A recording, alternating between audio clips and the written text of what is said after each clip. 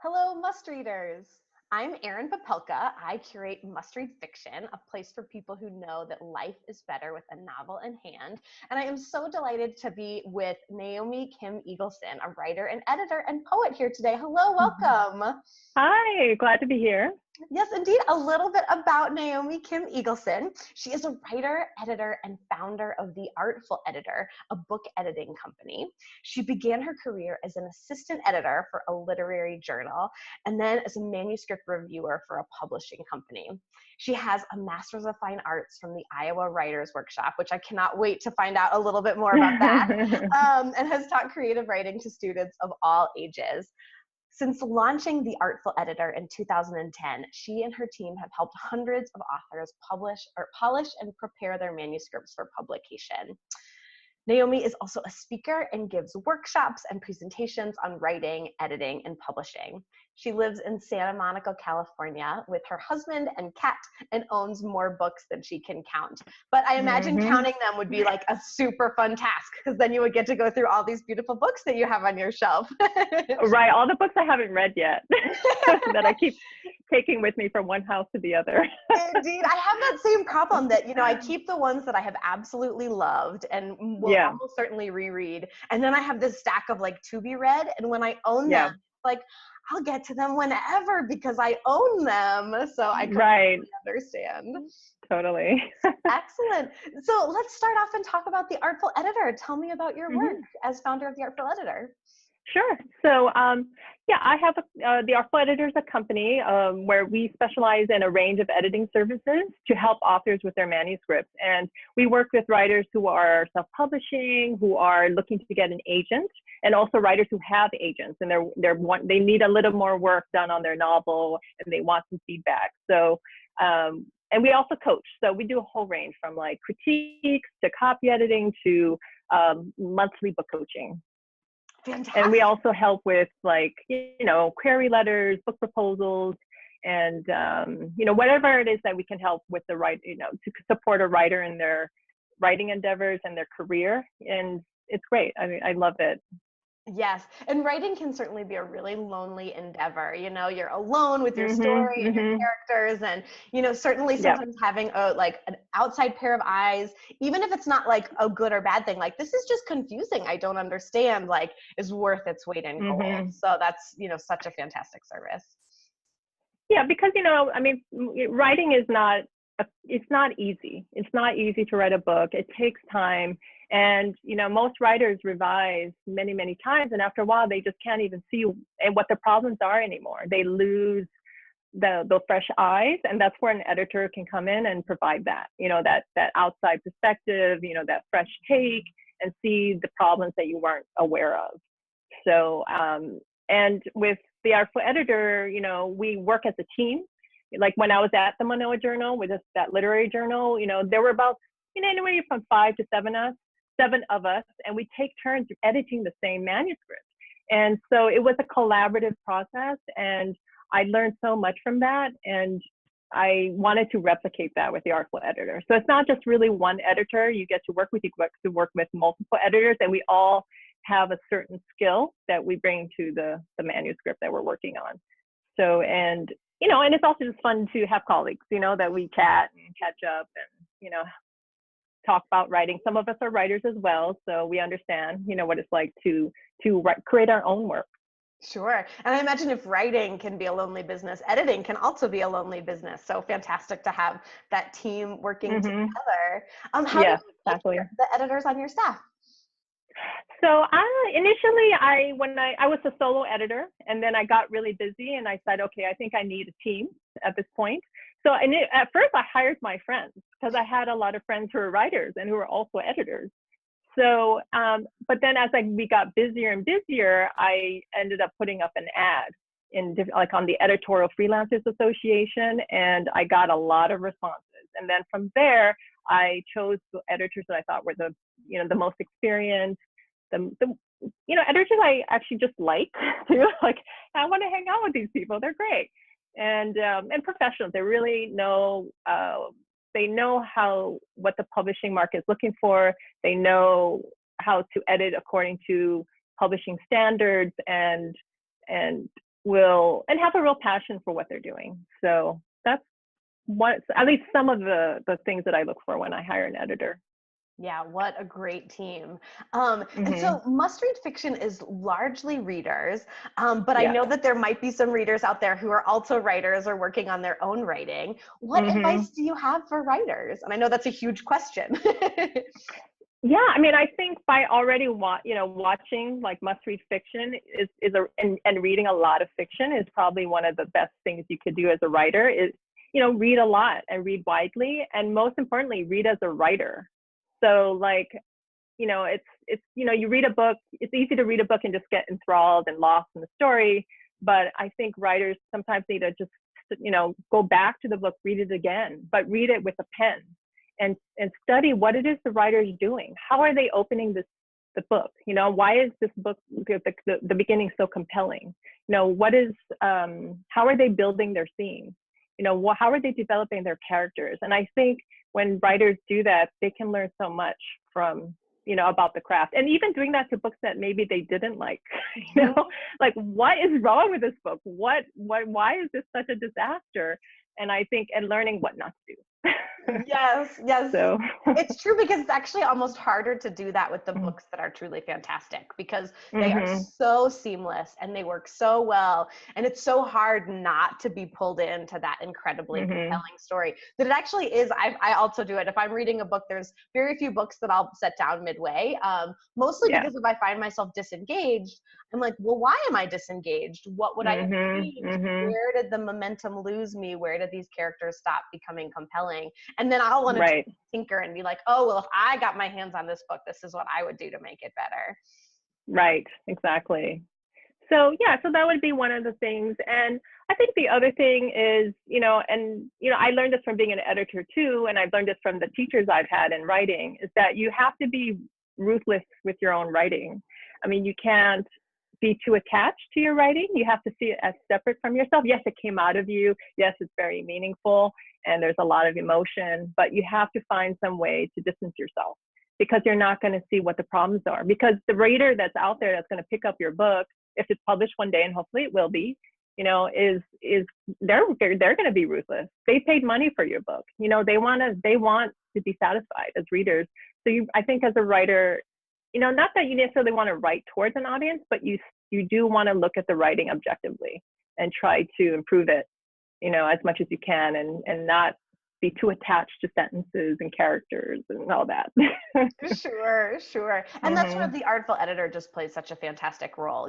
There is no second for like the eyes of a professional, someone who knows the industry, who knows how to make things work, who can help you rather than being like, when you say, this is broken and I don't know how to fix it, they can help fix it. And so you don't have to make 100 mistakes in the fixing process along the way. Exactly. Yes. Oh, fantastic. Well, you are also a poet. And as I mentioned, kind of reading your bio, you got your Master's of Fine Arts from the Iowa Writers Workshop. So let's talk poetry. What draws you to writing poetry? Yeah, I had to think about it. And earlier today I was thinking about it. I started reading poetry when I was like a 7th grader. I came across Emily Dickinson's poetry, and I think even as a young person, I just felt there's a lot more to reality than what I see on the surface. There's a lot more to how everything comes together and what it all means. And I felt that when I started reading poetry, I started to see through the cracks to what was underneath things. And it made me really excited that you could do that with language. And, it's like Emily Dickinson says, tell the truth, but tell it slant. Because when you tell truth directly, it just doesn't quite hit, it doesn't quite make, it doesn't ring as truth. So it's kind of this paradox, or this irony that you have to kind of go from an angle to try to talk about what is hidden. So I think from there, that's what got me excited and interested in poetry. And the other thing one of the other reasons I got into poetry is that, maybe some people can think very deeply just as they're sitting in their chair and come to these amazing realizations about life. Not me. I need to write. And it's only through writing that I feel like I'm locking my unconscious mind and I'm uncovering things that have been buried inside me that I didn't know was there. And that there is this other I that's in me that's wiser and that's more knowing, that I'm not even, you know, I don't know and I don't hear unless I sit down and let it spill onto the page. And I feel like that's true, not just for writers, but also for anyone. I think like people get into journaling because they experience that. They realize, wow, there's all this stuff inside me I didn't know was there. And you know, I think it's just very powerful. And one thing about poetry is that it just makes it a little, it gives you a form to work in, you know, and that can help. Because sometimes, you know, writing, when you don't have like a form, it can be overwhelming. But when you have a form to work in, it gives you a little bit of boundaries and discipline that can be useful. Absolutely. Absolutely. And there is something too about the process of writing where you have to slow down just a little bit. You know, it's Right. like our lives are like driving in a car where everything's just sort of whizzing by and you don't have that moment to catch your breath. But if you take that same road and you walk it, all of a sudden you're Mm-hmm. seeing so many different details, so many different people, so many different buildings and steps along the way. And I feel like Mm-hmm. sometimes Yeah. writing gives that moment to just slow down, because you know you can write 10 pages on things that happen in 1 minute, you know, which is Right. not possible to do in an actual minute of your life. Right. Right. And I feel like poetry, and even, you know, a lot of type of writing, fiction, even a lot of it's about, like you said, details and attention. Like, what is it, you know, paying attention to what's around us and looking deeply at what it means. And I feel that it just makes us more awake to our lives. And I think even as readers reading, I always feel more awake after a read, you know, a good book, poetry even. So Yes, yes. I completely agree.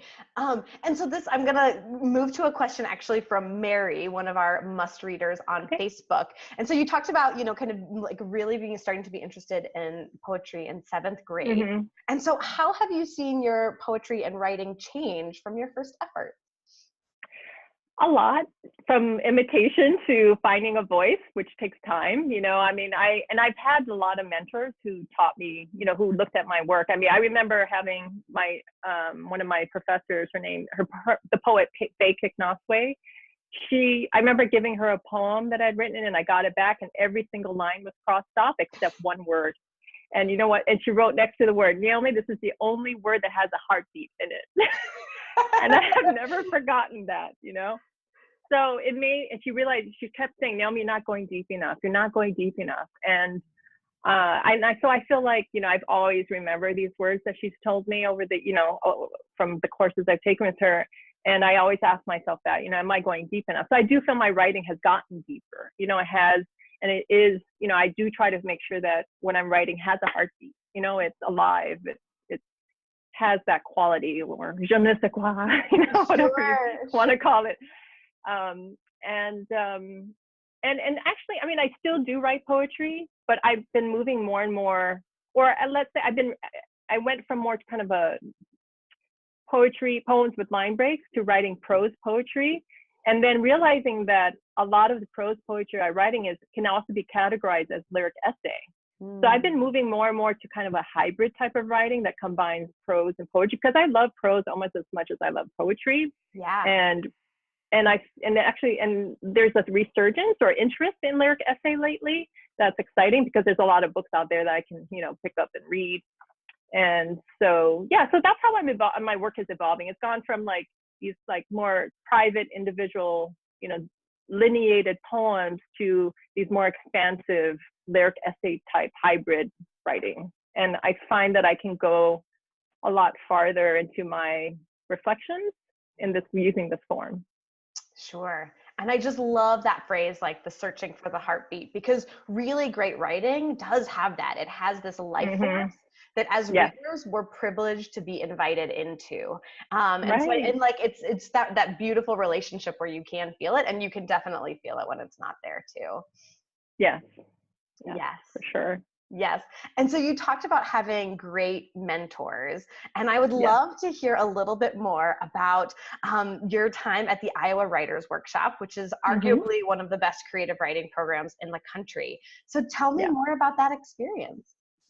Sure. So, so I was done, I was finished undergraduate school, and I was kind of figuring out what it was I wanted to do next. And I actually just had these visions of me living in a cabin in the desert and writing.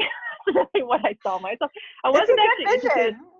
Yeah, I mean, I wasn't interested in getting a master's of any kind anytime soon. But my professors and my mentors at the time said, Naomi, you should at least give it a shot, you know? And then I told the universe, I said, I'm only going to go if it's free. Fantastic. Because I had a lot of friends who went and got an MFA and they graduated, with tons of debt. And it was kind of heartbreaking to see. And I was like, I don't think I want that. But if I do get in, then I can treat it like a writing residency.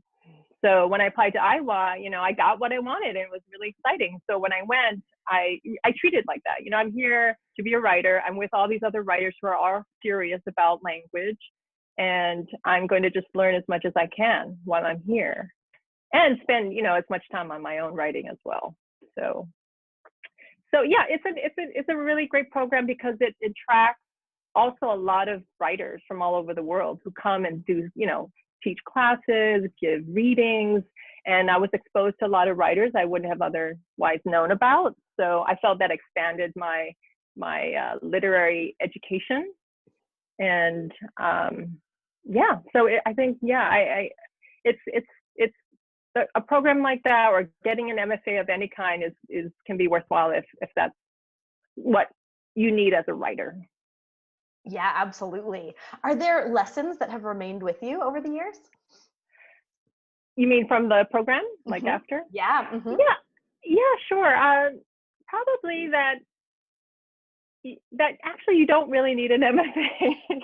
I mean, like, an MFA is good, and I don't have regrets going. Sure. But it's not a requirement to being successful as a writer or being a better writer. It kind of depends on what you want and need and where you're at in your life.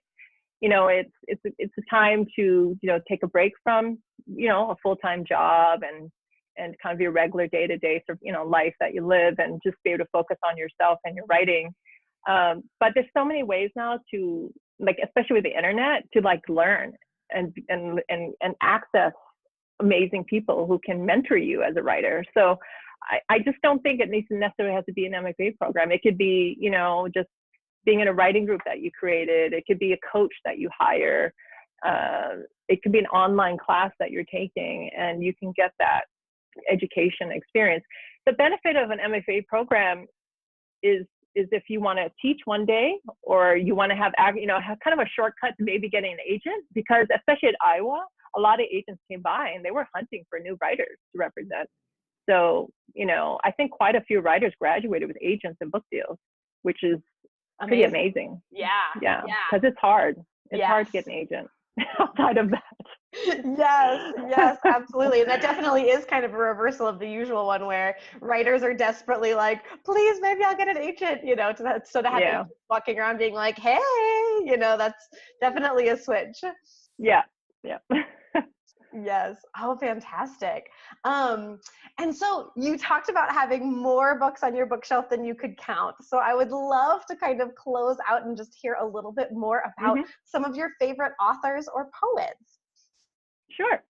So like I've been reading a lot of writers who are writing both poetry and lyric nonfiction, as I mentioned before, the lyric essays. So one of the writers I've been really enjoying is Sarah Manguso, and she's written mostly nonfiction. One of the books I read recently is called Ongoingness, and it's a very short, slim book, and it's just one or two paragraphs on each page. And it's a kind of a meditation on writing a diary. She's had this lifelong compulsion to keep a diary, and she's kind of deconstructing that, or really investigating that impulse. Why does she feel like she needs to record everything about her life? And at the same time, she's weaving in, her own details from her own personal life, like being, her being a parent, being a writer, being a teacher. And I just really enjoy that book. And so it's one of those books that I think about a lot. And another book is Anne Carson's Plain Water. So it's a collection of poems and essays. And I really like the essays in the back. They're like, one of them, I forget the title, but it's the the narrator, or I should say maybe it's the author, it's not very clear, is on a journey down a pilgrimage route in Spain called the Road to Compostela, and she's weaving in her observations about the journey and what's going on with her lover. So it's an interesting mix of observation and relationship and personal detail. So that's something I've really enjoyed. Another book that I just read recently that I really, really loved is Megan Hunter's The End We Start From. And that's a very short novel. I think if it was printed out in 12-point font Times New Roman, single space, it'd probably be like 50 or 60 pages. But it became a bestseller in England. She's a British writer. And it got optioned by Benedict Cumberbatch's like film company, and they're making it into a movie. And this book is about a woman who she lives in London, and because of due to rising sea levels, most of London has been flooded underwater. And so millions of people have had to flee outside of the city and survive somehow in England. And she is pregnant and eventually gives birth, and she describes what's happening as she's trying to get from, to survive and raise her child. But what I love about this novel is like one paragraph is like one sentence or two sentences or just a few sentences, and a lot of use of white space, and really beautiful and poetic, and it just surprises me that a book like that could be a bestseller. So it gives me hope. Yes, indeed. I have also read The End We Start From, and it is just gorgeously spare, because it is, and it's and like incredibly structured, because it also follows her child's like first year of life, and so you get both like the rhythm of the year, but also kind of this strange rhythm of chaos in terms of this exodus, like you mentioned, and then how that all fits in together with like rhythms that have like happened year after year after year, and like the year of life and all these milestones that happen for all of us. And so I just felt like there were so many layers happening there. And you're right, it like if you read it straight through and didn't take a breath, you could read the whole thing in 2 hours. It's very, very short, but it's so much deeper than that. If you read it in 2 hours, your brain would be spinning for a week. Yeah, I mean, it's interesting, as I work on a lot of books, and a lot of books follow more of a traditional style and format, and that's fine. There's definitely room for those kinds of books, but I personally love writers that can break the rules, who do something different and fresh. And I think I gravitate to those kinds of books, at least where I'm at in my life. Yes. Well, and certainly her sales numbers show that there's more than just us that have loved that book. So yeah. Exactly. Yeah. And I read an interview with her. She said she was really actually writing poetry and lyric essays, and then she started working on something and realized, oh, actually, this is a novel. So it is kind of like borrowing the form of a lyric essay and poetry, but it's a novel. And I think that's the interesting kind of blending of genres and medium. Yeah. And I love that fiction can be that flexible, that we can call something like that a novel, along with The Grapes of Wrath, along with some of these like bigger, more classic novels, and that like that form really can bend and stretch, to all these different presentations. Yeah, exactly. Yes. A lot of possibility there. A lot of possibilities. And so, and speaking of, I love stories. So you have been kind enough to talk about what you've been reading lately. Is there a story of another work or like a book that you read that has just stuck with you, that really kind of impacted your life? Yeah, I mean, there's a lot. I mean, I have like 3 books that just popped into my mind. Like one is like Wrinkle in Time by Madeleine L'Engle. Or I'm not sure if I'm saying her last name right. I love that. I just love that book, and it's a book I still reread as an adult. Another book I really love is Watership Down, about rabbits. Yes, it's just a powerful book. I reread that book almost every year. And another book I really love is it's by a Canadian writer. Her name's Anne Michaels, and the book is titled Fugitive Pieces. And it's about a boy who is trying to survive in Greece, I think during World War II. And it's an absolutely stunning novel. And this writer she's a poet, and she spent about 10 years writing this book. And it's a book that I have like, 2 copies. One just when I don't want to, you know, just to read for fun. And the other one has, you know, underlines over under, you know, sentences. And I go back and I revisit and reread that book. So that book is really important to me. I can't totally articulate why, but it just, I don't know, it just makes me feel happy. And I Yes. read her beautiful writing. Yes, which I think is a beautiful place to end on, you know, like the power of fiction and writing and poetry to just make us happy. Yes. Naomi Kim Eagleson, thank you so very much for taking the time to speak with me today. And please keep up the fantastic editing and writing and mentorship. We're just so grateful that you're doing the work that you do. Oh, thank you so much for inviting me. I really enjoyed talking and sharing what it is I do and what I read. And great talking to you. Thank you so much. Thank you.